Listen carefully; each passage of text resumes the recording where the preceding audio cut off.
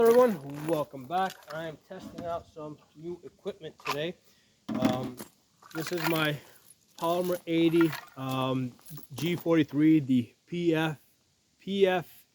PF9 SS. So that's basically the Polymer 80 G43. And what I did is I got a light for it. That's the Streamlight TLR-7 sub. Okay, so that's the TLR-7 sub. This takes only one of those CR123 batteries, right? So instead of having the two batteries that you have in the regular TLR1 that gives you 1,000 looms, this one only has one battery in there that gives you 500 looms. Okay, so basically I'm going to be testing this out. I really don't have any I'm not expecting to make any conclusions as to whether this is good or bad. I'm just going through a testing process. One of the things that did kind of stand out to me is there's the lens in the, well, first of all, the lens does stick out a bit.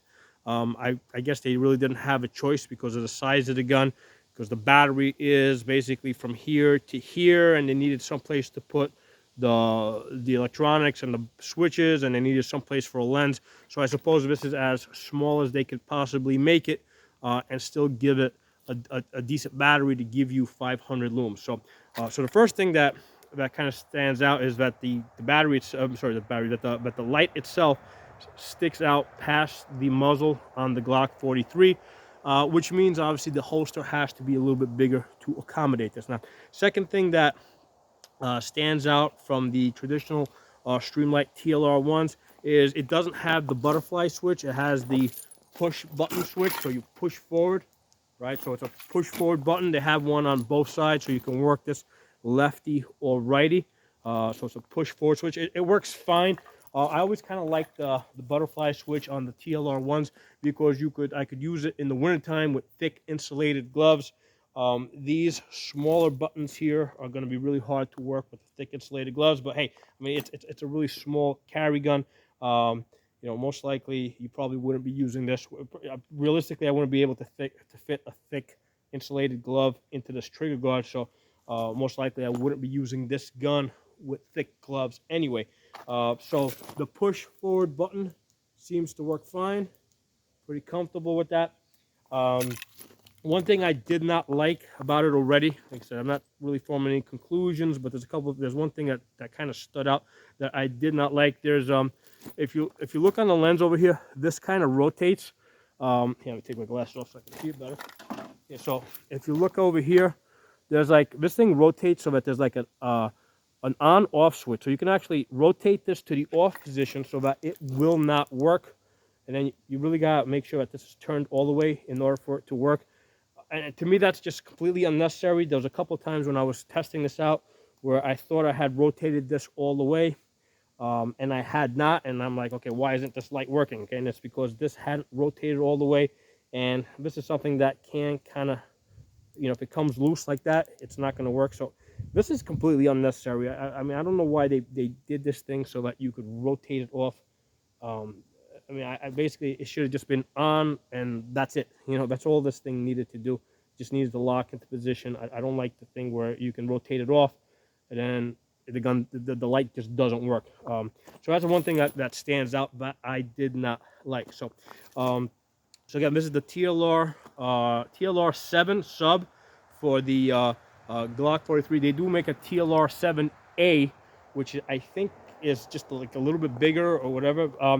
What I did is, right, because here's the thing, you know, having a light is kind of useless if you don't have a holster that will fit the gun. Okay, so what I did is I had been carrying this Knightfall holster, right, for a couple of months now, and I actually did a review on the Knightfall holster for the Polymer 80 Glock 43.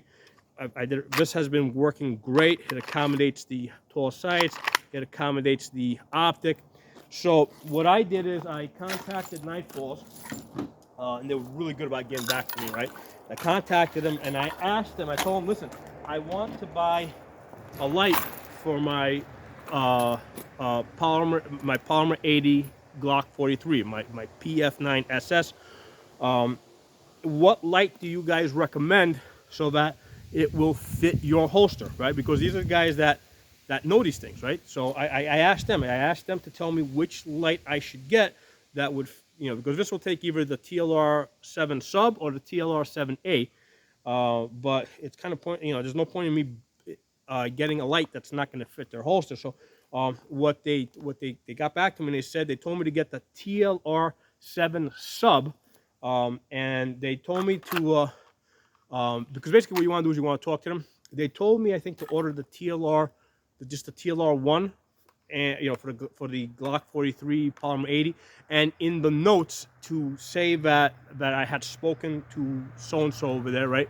And they had pre-approved changing this to the TLR-7 sub. Okay, so that's the way I went about getting this and making sure that this polymer 80 G43 with this light was actually going to fit the holster, right? Because you need, the gun's kind of useless if it won't fit the holster and you cannot carry it. So that's how I ended up going about this. So one of the things I've been doing today is I've been practicing my draw stroke. And the thing is that because now you've got a gun with a light on it, there's more things that need to line up in order for it to go into the holster. So yeah, it takes a little bit more practice. And here's the thing, I mean, there was plenty of times where I was just having a hard time getting it into the holster. I mean, I realized that, that's mostly me, me needing more practice, but it's also fact that, hey, now you got a small gun with a light on it, and now there's just more things that just gotta be in the right spot, okay? All right, you gotta practice getting it back in the holster. That's working fine. Let me lower the light a little bit. I normally keep my light, because this is my carry gun, I keep it at sunny day brightness, and that's fine. I can still, even though it's really sun's going down now, at sunny day brightness with both eyes open, I can still, even though it overwhelms the target a little bit, I can still see the target, and then this way it's also ready for sunny day brightness. However, for the purpose of these tests, I am going to lower it a little bit. All right, there you go. The realistic situation there, I was having a little bit of hard time getting the gun with the light back in the holster, so it's one of those things you guys just keep practicing. All right, there we go. There we go. So,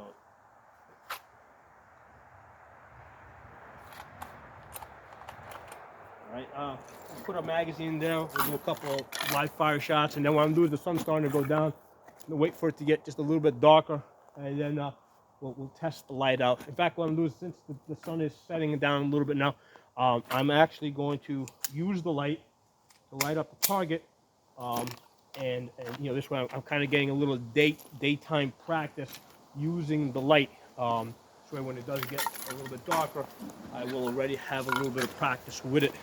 Put my ears on.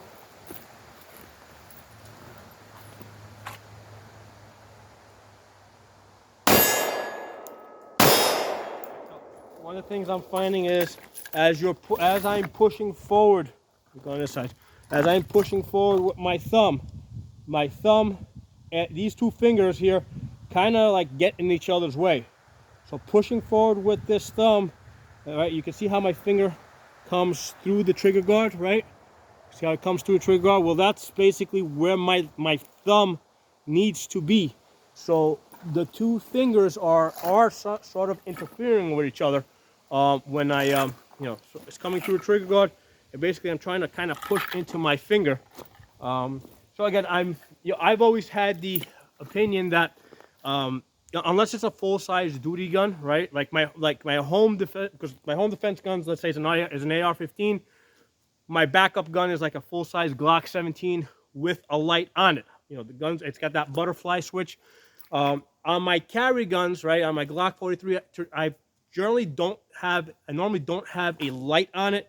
The reason why I've never had a light on this is because I felt that in the self-defense type of situation, or even before, I'm having a little trouble getting, there it goes.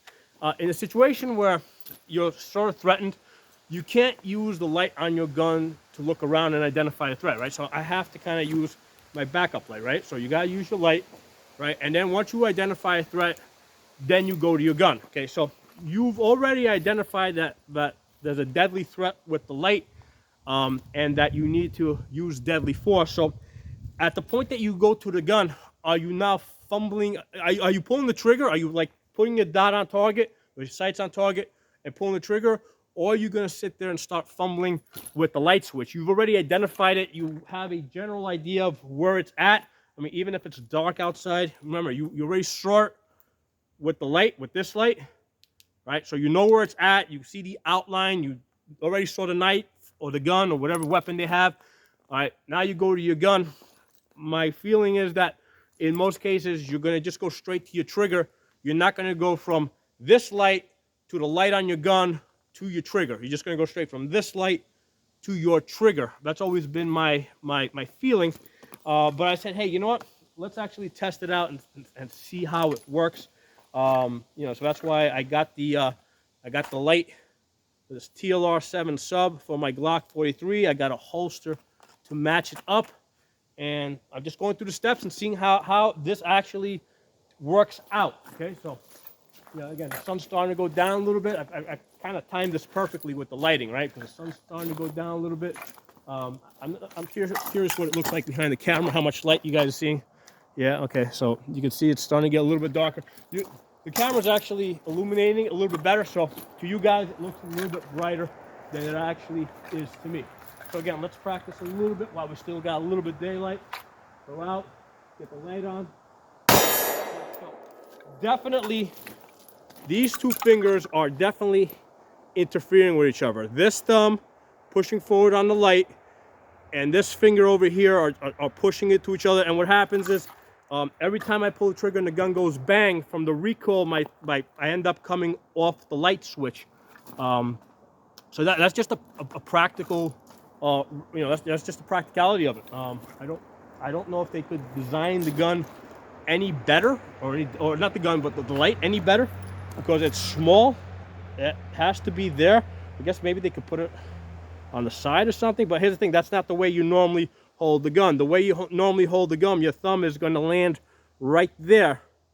So that's probably the optimal place for them to put the light. But the problem is that's also the optimal place for my finger to be. So you can see how my finger is blocking that button, which is now hard for me to push forward. I have to kind of hold it. I mean, I guess I can modify my technique a little bit and hold it a little further out. That's kind of what I've been doing, just because I have no choice. There's really no way I can pull the trigger and keep the light on. I have to kind of pull my finger out and just kind of use the tip of my finger a little bit.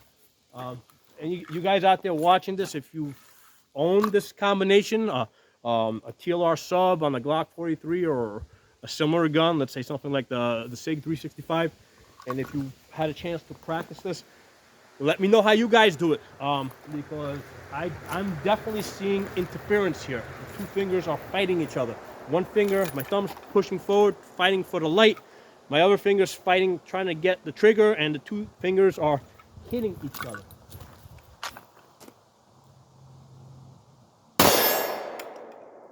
There's no way I can shoot this gun and keep the light on. I'm curious. Let's see, there is an option here.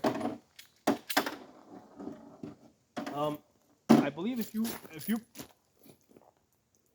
hold on, trying to see, there's a way for this light to stay on.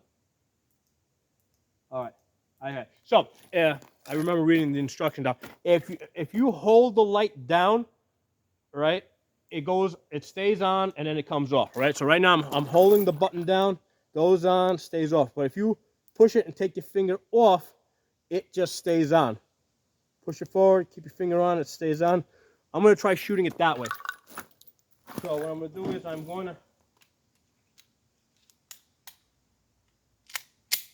going to just push it, turn the light on permanently, and then shoot the gun like that and see if that works out better so my fingers aren't fighting with each other. Okay, so let's try that. So, put my holster, come out, put the light on.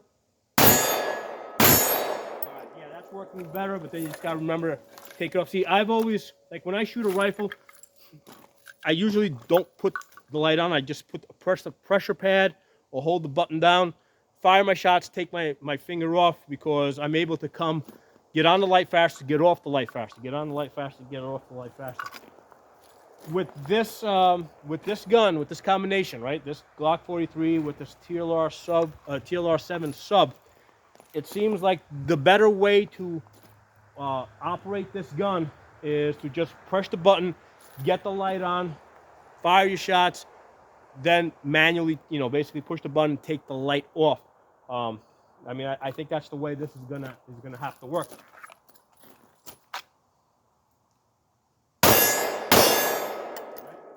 It's just that you have to be more conscious. You have to be more conscious about remembering to turn the light off, because I'm used to just turning the light on, but I'm not used to having to take the light off. Usually, after, I'm usually, as soon as I relax, my finger comes off the light, and the light's off. So now I have to remember, fire your shots, then push the button again. So it's adding that extra step. So it's no longer just push the button, fire your shots, and then just take your fingers off the buttons, and you're done shooting the gun and the light's off. You have to push the button, fire your shots, push the button again. So it's adding that extra step. Again, I'm going through this live. I'm learning this. You guys are watching me learn this process live here.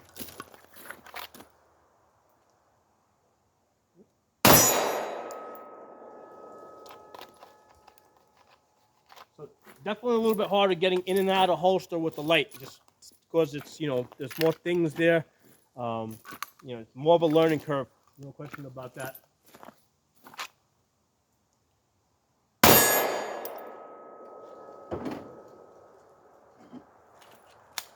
Forgot to take the light off. I mean, I'm sitting there. I'm reloading the gun with the light on, in a realistic, let's say, self-defense type of situation. That light that stays on pretty much tells everybody where you're at. So ideally, you don't want the light on any longer than you need it in a tactical type of situation. So I'm gonna wait until it just gets a little bit darker, and then we'll do this again. Okay, we'll take a couple more shots. But those are my initial impressions. The gun, the light, the holster seems to be working fine. It's just that there's a pretty big learning curve, right? Part of the learning curve is just getting in and out of the holster, with the light on the gun. So that's a little bit of a learning curve. The other learning curve here is, I'm used to working the larger TLR-1 lights with the butterfly switches, that I can fire the gun and just keep pressure on that butterfly switch and just keep it on. What I'm finding here is that I got to work the light differently. I have to push the light on, fire the shots, push the light again to turn it off. So there's a learning curve there. I got to just practice more with that. So let me pause this, wait for it to get a little bit darker, and then we'll see how it looks as it gets a little bit darker. I'll talk to you guys real fast.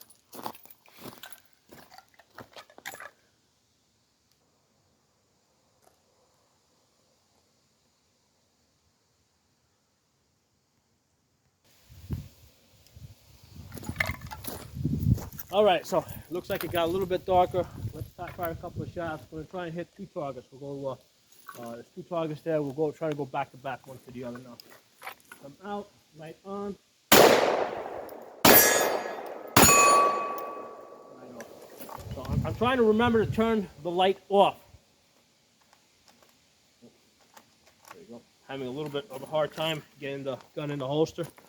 It'll probably take a lot of practice. The coming out is easy, right? So I guess it's not that bad because we're always in a, I mean, I can see us being in a rush to get the gun out of the holster. It's never that much of a rush to get it back in, although I do tell people that in a self-defense situation, if you're out, you want to basically, get the gun back in the holster as quickly as possible, because other people on the scene don't realize what's going on. And if they see you with the gun, they might think that you're a threat, that you're the bad guy. So as soon as you do your scan assess and you feel confident that there's no additional threats, you want to get the gun back in the holster as quickly as possible. Another reason why I always recommend practicing that scan assess is because it breaks tunnel vision. kind of kickstarts your brain to think, what do you have to do next? The next thing you got to do is get the gun in the holster so you don't get shot by a cop or some other concealed carrier that thinks that you're the bad guy. All right, let's do a little bit more shooting here.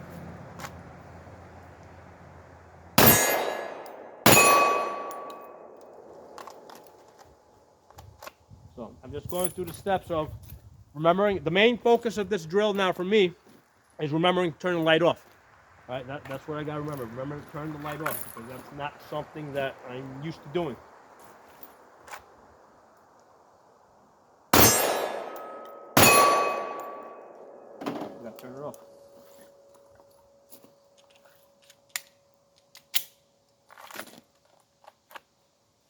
I tell you, I was carrying this gun, this gun with the light in this holster all day. I was actually doing some work on my tractor, you know, which is obviously in that sitting down position, and I didn't feel like it was uncomfortable. I didn't, you know, because obviously the holster has to be a little bit bigger in order to accommodate the light on the gun. You know, like I've been carrying, I was carrying a Shield 9 for, you know, the Smith & Wesson Shield 9 for almost a year. That's slightly a bigger gun. And I always found that gun to be a little bit too uncomfortable to carry, especially when you're sitting down, right? When I was doing work on the tractor or driving, I felt that was a little bit uncomfortable at times. The Glock 43, I find to be a lot more comfortable to sit in the seat with, you know, and do, you know, driving work or tractor work. So I was worried that with this light, you know, with the bigger holster, that it would be less comfortable for me. But today I didn't feel that. I mean, it's still, I mean, it's obviously the holster's a little bit bigger, but it's still small enough. The light's small enough, so it's really not that much of an issue, even though it does stick out a little bit, right? That light still, the light does stick out by about whatever, half an inch or 3/4 of an inch. What I'm going to do is I'm going to be carrying this combination for a couple of days, and then after a couple of days of just carrying this, I am going to switch back to my other gun with my other holster that doesn't have the light on it.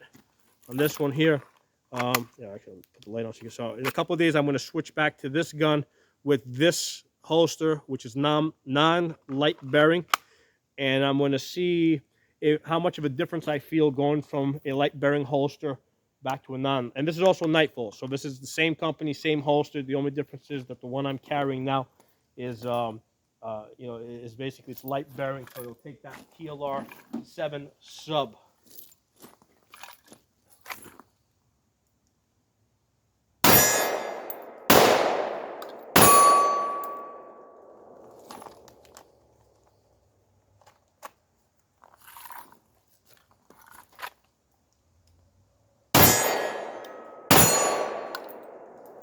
So I'm starting to get a good sense of where I'm at with this light. Biggest challenge is remembering to, you know, remembering to turn the light off. I mean, also just getting on target, just because I'm pushing the button. I'm finding that I'm pushing the button as I'm coming up to the target, just because there's, you know, as I'm on my way out to the target, I am pushing the button, and I kind of have to, because if I wait until I get there to push the button, and now my thumb and my trigger finger are trying to go to the same place. So what I'm doing is the technique I'm developing, right? Because I'm kind of figuring this out as I go along. The technique I'm developing is that as I present, I turn the light on, then I get my sights on target, fire my shots, and then I try to remember to turn the light off. So I come out, turn the light on as I come out. Then remember to turn the light off. So, really interesting. You know, a good exercise. Like I said, I'm turn the light on so you guys can see me a little bit better. So I'm basically just trying to figure this stuff out. I've had lights on my G17s and G19s before, but I've never had a light on the Glock 43 or a gun this small. So just trying to figure out and see how I'm going to make this work for me. And that's what I'm saying. As you come out, you have to turn the light on, get your thumb out of the way, right? Thumb's got to get out of the way. And then you just got to remember to turn the light off.